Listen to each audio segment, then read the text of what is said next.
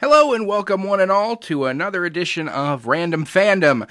I am your host Mayhem. This is my little internet show where I like to riff on everything going on in pop culture, talk about the stuff in the entertainment industry especially that I'm interested in, and if you are around my channel very much at all, you know that my absolute first love, number one thing that I am most excited for is comic books. I do a lot of comic book videos, a lot of versus videos, and it's what I spend a lot of my time doing, and it's probably my number one favorite entertainment medium would be comic books. So that's what this episode is all going to be about. We're going to turn our attention specifically to DC Comics and the New 52 relaunch that happened in late 2011. So we are now about 2.5 years into New 52, and you know, for a long time I considered making a video where I was talking about the goods and the bads of the New 52, but I wanted to wait until the New 52 relaunch really found its footing and hit its stride, and I think it kind of has now. I don't think it did until they started doing some multi-universe crossovers, some crossovers with like all the titles, some big multi-title crossovers, which they started doing with the Trinity War not too long ago, which led directly into the one that's still going on right now as I make this video, the Forever Evil crossover. So once those crossovers started to happen, it really felt like they were making a whole complete universe where, you know, characters interacted regularly, and it was more than just, oh, look what hero pops up in our title this week, you know, little one-shot crossovers. No, these are major crossovers that really bring the whole world together. So I feel that the New 52 relaunch has really hit its stride for DC Comics as of late. So it's about time for me to talk about the things that I really like about the New 52, and also the things I'm not so fond of. So this is my New 52, what rules and what drools. So I'm going to start off on the positives, put the best foot forward and start off with the things in the New 52 universe that I really like. Particularly, I'm going to focus on which titles I think are the best of the best when it comes to the New 52. Now, right off the bat, I'm going to say that myself and my friends who read comics, we're not into the top-tier characters, which is weird, of any comic book franchise or any company. So that means when it comes to DC, we're not particularly into Batman and Superman in terms of their solo series, and it's the same for Marvel. We're not particularly into Spider-Man or Iron Man or the main guy. We like the offshoot characters, and the reason I particularly like the less popular characters, so to speak, is because the popular characters have so much media surrounding them all over the place. I feel I can get my dose of Superman and Batman through the cartoons, the TV shows, the movies. I do like some of their titles, especially the team stuff like Justice League or Avengers, where it brings them all together. I just feel it's a little oversaturation of some of the majorly popular characters, whereas the not so majorly popular characters are sometimes, I feel, diamonds in the rough. They're really good characters that are largely ignored. So most of the stuff that I am most happy with tends to be the lesser known titles among the different companies. So the stuff in the New 52 that I really, really like, my number one absolute favorite New 52 title has got to be, hands down, without question, Earth 2. Now, Earth 2 is about as offshoot as you can get when it comes to the DC titles, because it doesn't even take place in the same universe as all the rest of the DC titles. It's Earth 2. It's a separate Earth, and it has a different history, a different timeline. The characters from the regular DC universe do exist to one degree or another in Earth 2, but they have very different histories, very different backstories, and really what Earth 2 is, as far as the New 52 is concerned, it's sort of a revamping of the Justice Society of America from back in the old days. So we've got characters in this like the Jay Garrick version of the Flash instead of the Barry Allen Flash or the Wally West Flash. And we've got Atom Smasher, the guy who is not necessarily the Atom, the one who can shrink, but the guy who can both grow and shrink and has an atomic punch. And this is the one where you've got Alan Scott as the Green Lantern rather than Hal Jordan the Green Lantern. And Alan Scott as the Green Lantern has no connection to the Green Lantern Corps out in space.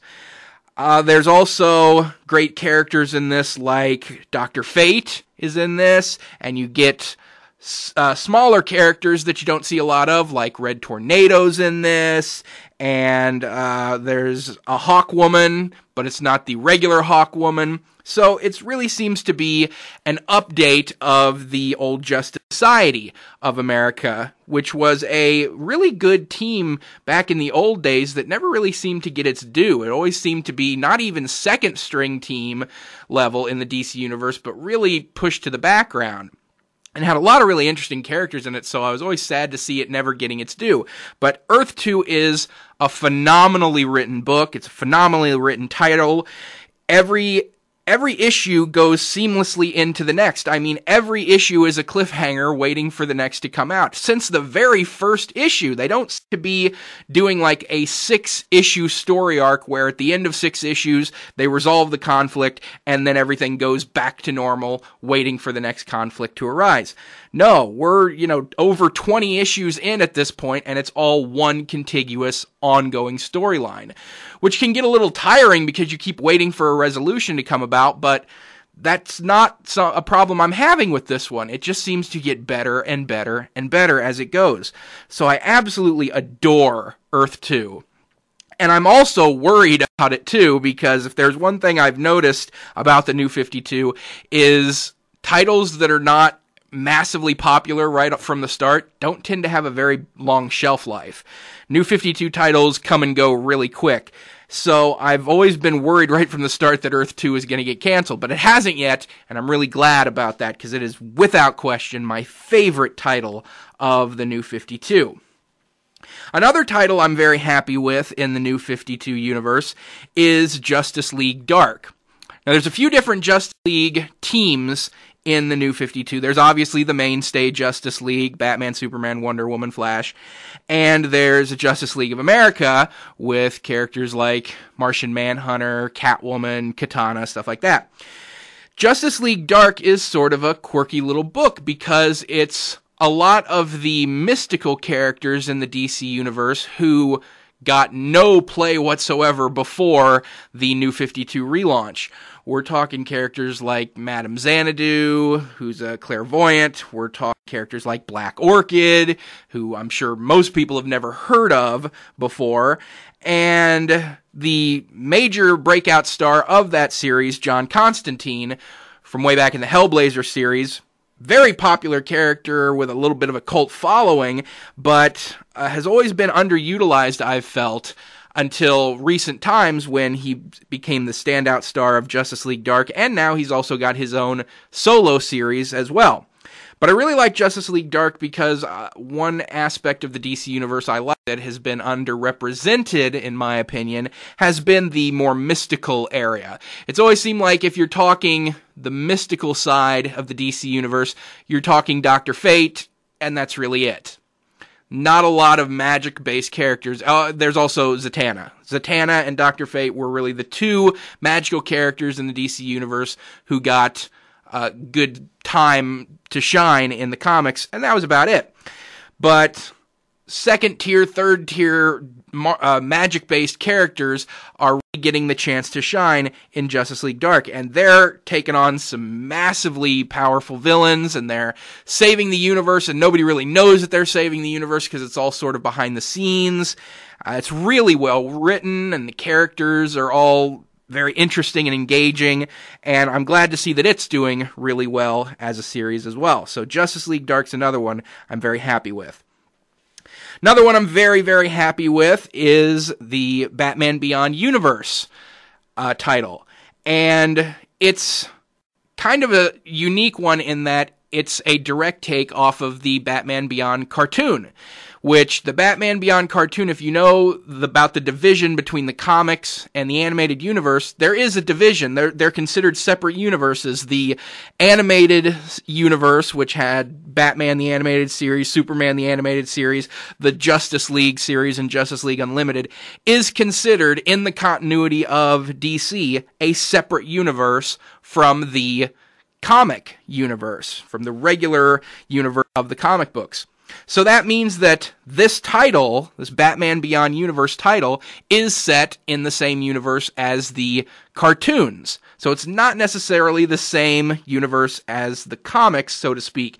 And it can get a little confusing. It gets a little muddy going back and forth. But the reason I like this one is not only because I really liked Batman Beyond, the cartoon series, but also because I like that Batman Beyond Universe, the title, the comic, not only deals with Batman Beyond, but expands into the greater DC universe of the future. So it's about a double-sized issue every time because there's multiple stories in it. It also deals with the Justice League of the future. So you've got, an older Superman, and Warhawk is in there, and a young kid Green Lantern who has taken over the reins as the Green Lantern of Earth.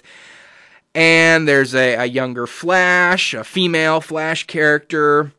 So it's the next Justice League of the future. And I really enjoy futuristic stories with the older Justice League in there, as well as the Batman Beyond stories, and just looking at the sort of future of the DC Universe. This is what the DC Universe will be in 50 years or so. So Batman Beyond Universe, another one I'm very happy with as well.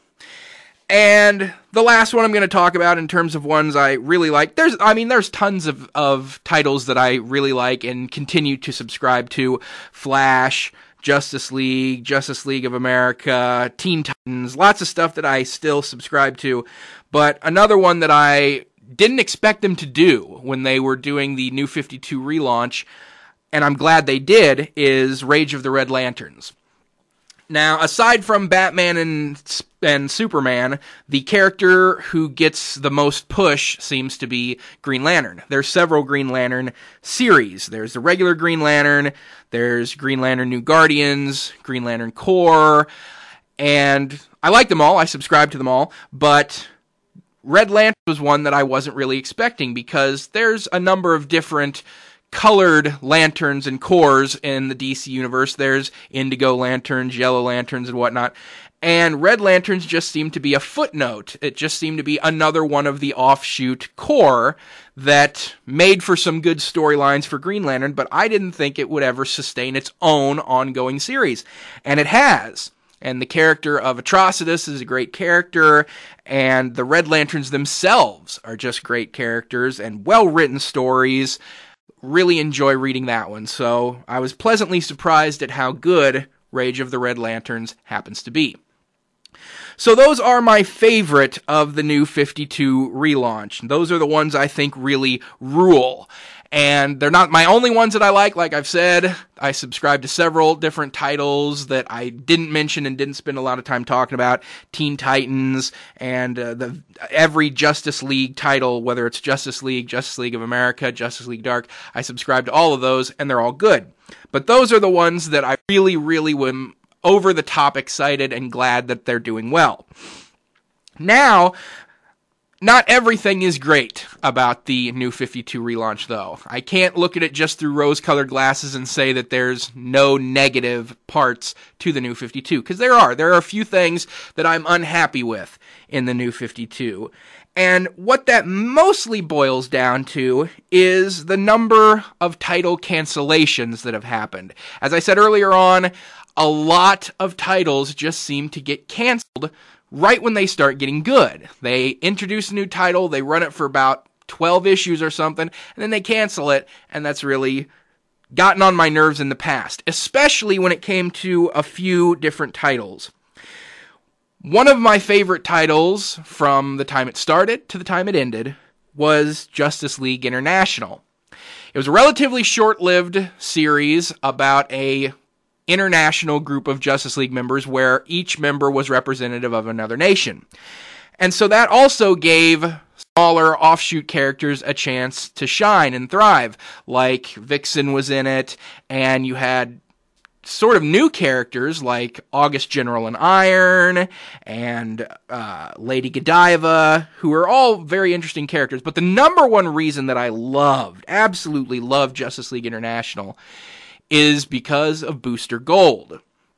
He is, in my opinion, one of the most underrated DC characters ever. Now, prior to the New 52 relaunch, he had his own solo series. It had gone quite a while. I mean, I have it all collected in trades, and there was at least 5 books to the Booster Gold series, and it was a really great series where he travels through time. It was almost like Quantum Leap with a superhero. He'd travel through time, setting right what once went wrong. Loved that series and loved the character, and he was the leader of the Justice League International in the New 52 title. And also, that title had Batman on the team, so you throw in the charisma and popularity of Batman, and I thought it made for a series that was going to keep going. But it didn't actually make it even into Phase 2 of the New 52, into the second wave. So it got canceled after about 12 or 16 issues, and so that was upsetting to me. It was one of my favorite titles, and it went down the tubes. As did another title that I was really into, was Blue Beetle. Blue Beetle was, for my money, next to Earth 2, the best written title in all of the New 52 relaunch. It was so good, and it had so much potential. If you didn't read it, it was about a guy who got a alien parasite armor attached to him, and it was just one of an entire race of Blue Beetle armors that had taken over entire sections of the galaxy. They were kind of like the Borg from Star Trek. They just took people over, controlled them, and conquered entire sections of the galaxy. And the one that attached to him was malfunctioning, so it couldn't take him over. He still had all the powers associated with it, but it didn't take him over completely. And so the entire story was just building to this war between the Scarabs. That's what they were called, the Scarab race, coming to Earth to try to take it over. And Blue Beetle was the only one who knew about it, who would be able to stop it or anything. And it never came to fruition. They canceled the title before that ever happened. So that seemed to me to be a huge letdown, because I was waiting for that to happen, for the Scarabs to show up to Earth, and what is Blue Beetle going to do to be able to stop them? And it just fizzled out before that happened, so that really depressed me. And a lot of other titles have fallen by the wayside that annoyed me when they were canceled, because I was a subscriber to them right from the start. Firestorm and Captain Atom, Ravagers, a lot of different titles. One that really broke my heart when it ended was Shade. Talk about a third-tier character. Shade, if you're unfamiliar with Shade, if you never watched the Justice League series or Justice League Unlimited, he was a character that kept popping up in that. He was a bad guy who was always on the Legion of Doom or the Secret Society of Supervillains. He kept popping up in that, and he's a guy who can control shadow and darkness. Now, in the New 52 relaunch, he was turned into a sort of reluctant anti-hero. And he still has the same powers, controlling darkness, controlling shadow, and it was talking about how he was an immortal character who'd been around since the 1800s when he was cursed through magic, and he's had this power ever since then. And it was sort of going through his life over the years, and different supervillains he's encountered, and different things that had happened to him, adventures he'd gone on.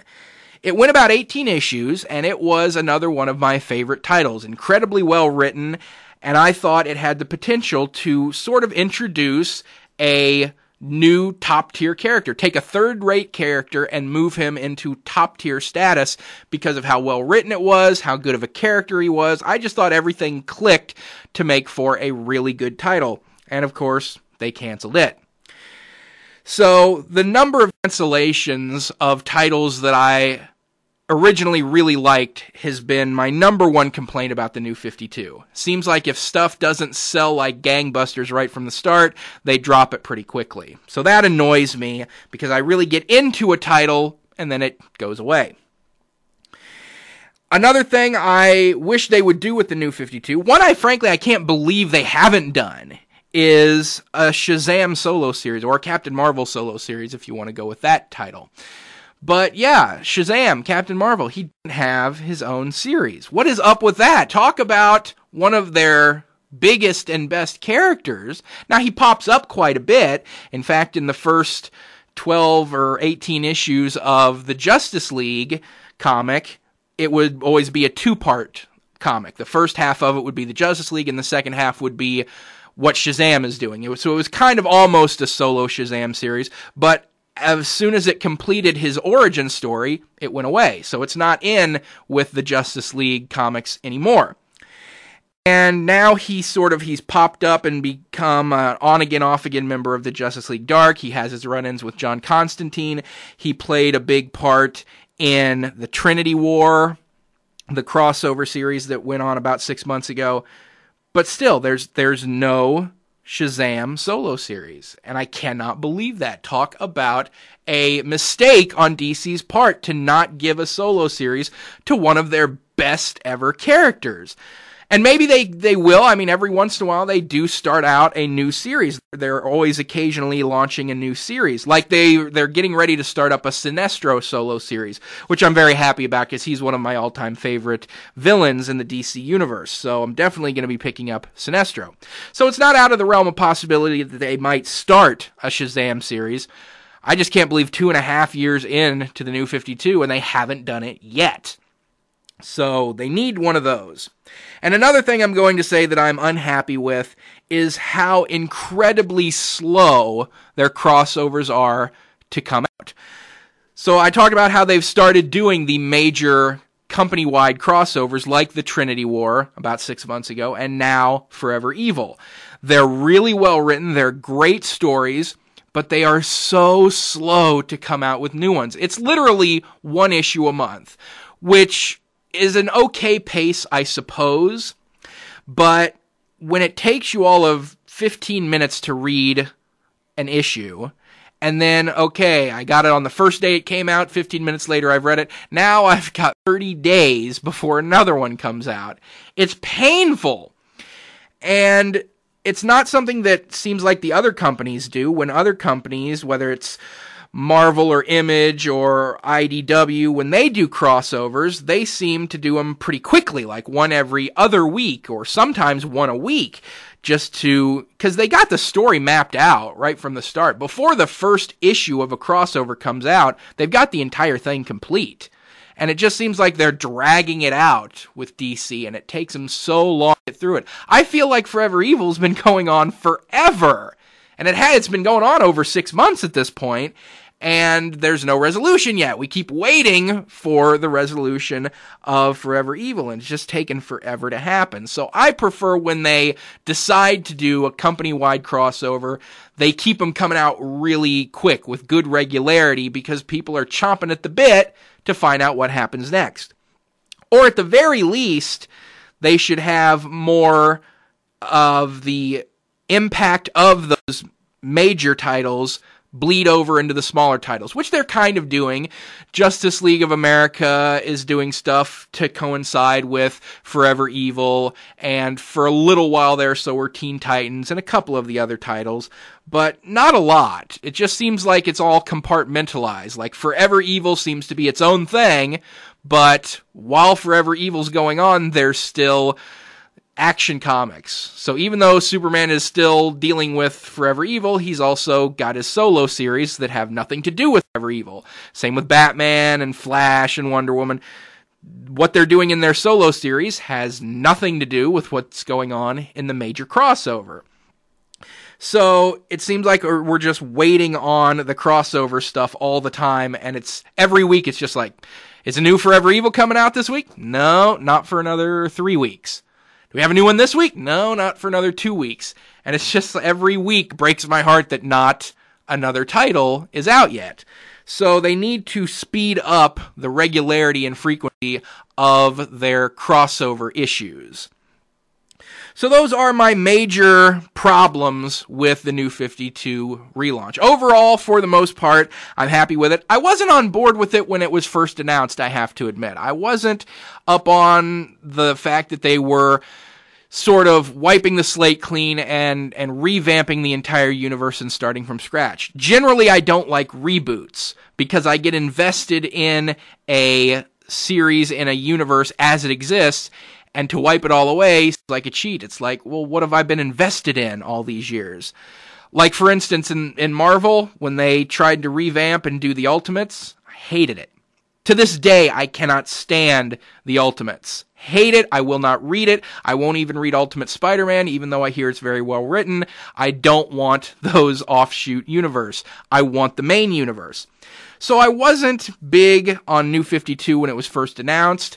And then after it started coming out and I realized there's not a lot of revamping going on. I mean, all the characters seem to have their histories intact for the most part. I mean, Green Lantern, everything that happened in Blackest Night apparently still happened in the New 52 universe. So it seemed like they didn't really revamp a lot. They just tweaked stuff.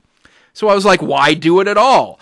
But I've kind of gotten on board with New 52 over the last couple of years because the writing has improved a good deal, I think, over what it used to be. And a lot of the new titles like Earth 2 and Justice League Dark and Red Lanterns have really convinced me that it was a good thing to do, if nothing else, so we could get these new titles. So that is my review 2.5 years after the fact of the New 52 relaunch for DC. What rules and what drools. So that's going to wrap it up for this issue of Random Fandom. Thanks for listening. And respond below. Let me know what you think of the New 52. What are your favorite titles? What are your least favorite titles? What do you think are the positives of the New 52? And what do you think are the negatives? And on that note, thanks for listening. I'll be signing off. This is Mayhem. Thanks for listening. See you next time on the next edition of Random Fandom.